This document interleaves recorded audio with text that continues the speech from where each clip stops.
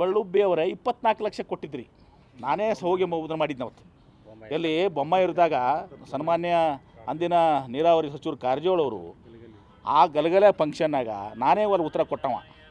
ತೆಗೆದು ನೋಡಿ ವಿಡಿಯೋ ಇರುತ್ತಲ್ಲ, ಏನದಂದ್ರೆ ಅದು ಏನು ಗೊತ್ತಾ, 6 ಲಕ್ಷ ಅಲ್ಲಿ ಗೈಡೆನ್ಸ್ ವ್ಯಾಲ್ಯೂ, 4 ಪಟ್ಟು ಅಂದರೆ ಎಷ್ಟಾಗುತ್ತೆ, 24 ಲಕ್ಷ ಆಗುತ್ತೆ. ಆ 24 ಲಕ್ಷ ಕನ್ಸೆಂಟ್ ಅಂತದು.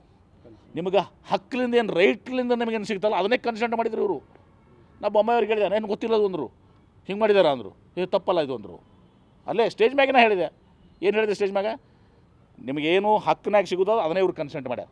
24 ಲಕ್ಷ ಸಿಗೋತ್ತಿಗೆ 30 ಲಕ್ಷ ಮಾಡಿದ್ರೆ ಅದು ಕನ್ಸೆಂಟ್ ಆಗ್ತಿತ್ತು. 5-6 ಲಕ್ಷ ಜಾಸ್ತಿ ಕೊಟ್ಟಿದ್ದಪ್ಪ ಕನ್ಸೆಂಟ್ ಅಂತಿದ್ದೀವಿ.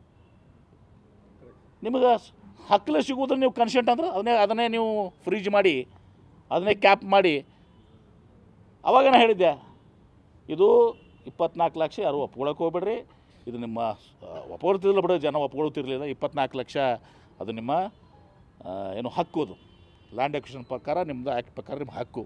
ಆ ಹಕ್ಕನ್ನು ಇರೋದು ಅದನ್ನು ಕನ್ಸೆಂಟ್ ಆಗಿ ಪರಿವರ್ತನೆ ಮಾಡ್ತಾಯಿದ್ದಾರೆ. ಅದು ಆಗ್ಲಾರ್ದಂತ ನಾನು ಅವತ್ತೇ ಹೇಳಿದೆ, ನೀವು ಮಾಡಿದರೆ ಒಳ್ಳೆಯದು, ಮಾಡಲಿಕ್ಕೆ ಮುಂದೆ ನಮ್ಮ ಸರ್ಕಾರ ಬರ್ತದೆ. ಒಬ್ಬ ಮುಖ್ಯಮಂತ್ರಿ, ಅಂದಿನ ಮುಖ್ಯಮಂತ್ರಿಗಳು ಬೊಮ್ಮಾಯಿ ಅವ್ರ ಮುಂದೆ ಎಲ್ಲರ ಮುಂದೆ ನನ್ನ ಮತಕ್ಷತೆ ಹೇಳಿದ್ದೆ ನಾನು, ನೀವು ಮಾಡಿರಿ ಒಳ್ಳೆಯದು, ಮಾಡಲಿಕ್ಕಂದ್ರೆ ನಾವು ಮುಂದೆ ಬರ್ತೀವಿ ಅಂತ ಹೇಳಿದೆ ನಾನು.